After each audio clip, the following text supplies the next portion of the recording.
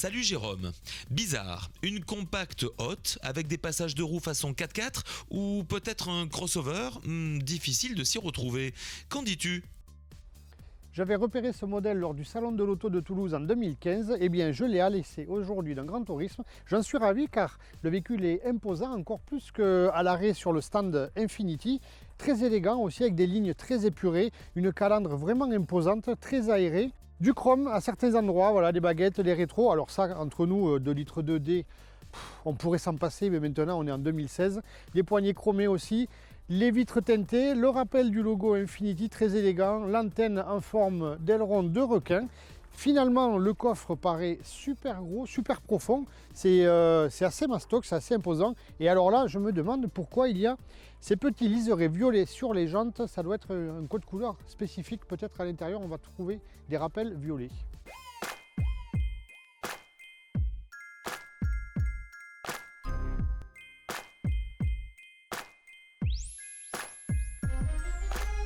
J'ai été un peu moqueur tout à l'heure avec les rappels violets sur les jantes. Une fois à l'intérieur, on retrouve bien les rappels violets sur les surpiqûres du tableau de bord et des sièges. Par contre, le mélange avec l'Alcantara, le cuir, c'est vraiment magnifique. Donc un peu moqueur tout à l'heure, mais je retire ce que j'ai dit. Ça lui va super bien. L'intérieur est super accueillant. Je trouve que, je sais pas, il y a un esprit un peu sobre. C'est très bien fait. C'est pas épuré, hein. Il y a des boutons de partout, sur le volant, sur les côtés. Mais franchement, c'est super chouette. L'absence d'appui-tête réglable, mais par contre, ça rappelle la forme des sièges baquets devant et derrière. C'est très élégant, c'est assez sportif. Et puis aux places arrière, beaucoup de place. Honnêtement, je suis ravi. Ce modèle me convient parfaitement bien à l'intérieur. C'est bien fait. Il me tarde de voir en roulant ce que ça donne.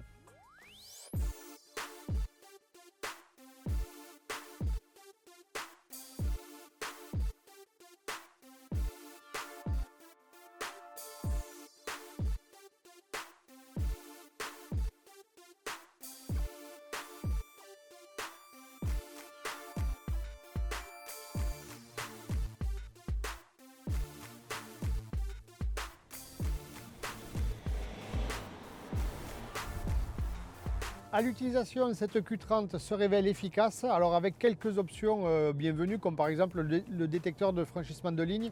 Là, je vous montre, hop, je franchis une ligne, ça vibre dans le volant, ça me rappelle à l'ordre, si jamais on était inattentif pendant quelques secondes. Il y a aussi une caméra à 360 degrés, très pratique pour les manœuvres en ville, par exemple.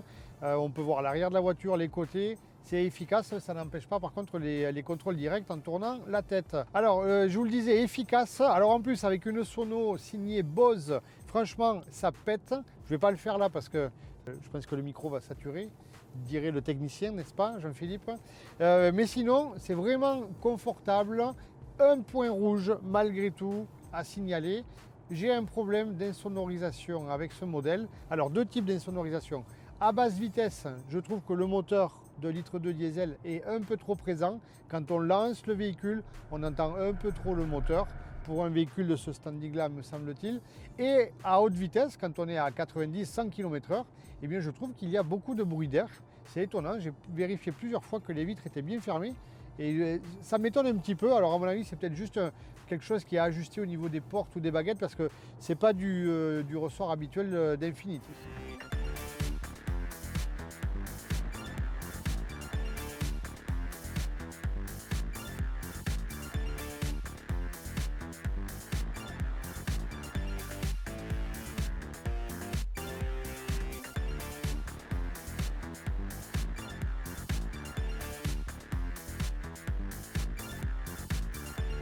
Pour la partie moteur boîte de vitesse, le moteur largement assez coupleux, largement assez puissant pour les dépassements, les reprises, c'est parfait.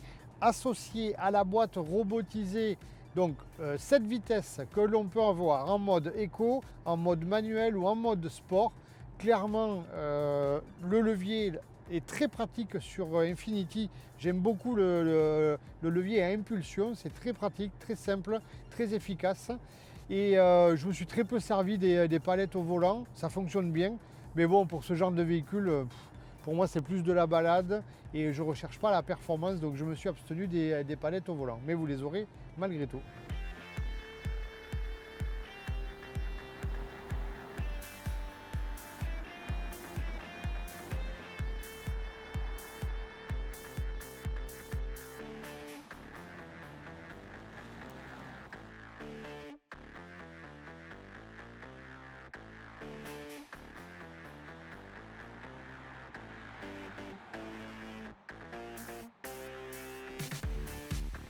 Pour la partie châssis, un très bon amortissement, c'est-à-dire que le véhicule vire à plat, reste confortable malgré tout, et avec un peu de hauteur, un peu plus de débattement, puisque c'est un 4x4, clairement, il fait bien son boulot.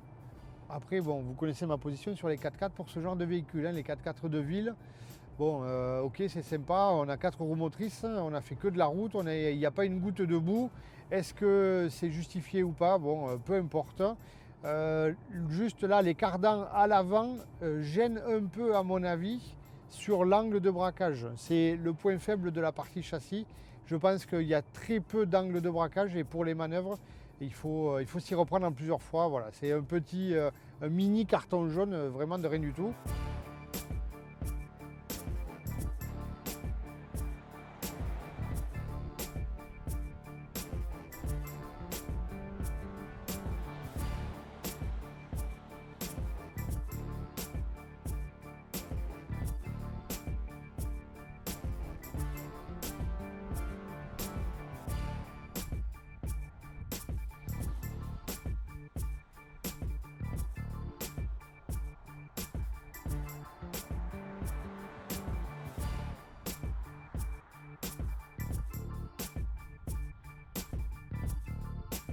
Au final, donc, c'était un plaisir de passer la journée avec cette Infiniti Q30. Je vous laisse avec la rubrique Actu, le sport, et moi je continue à me balader peinard avec du son Bose dans l'habitacle.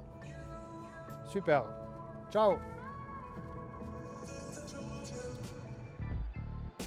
Gamme Infiniti Q30 à partir de 26 300 €.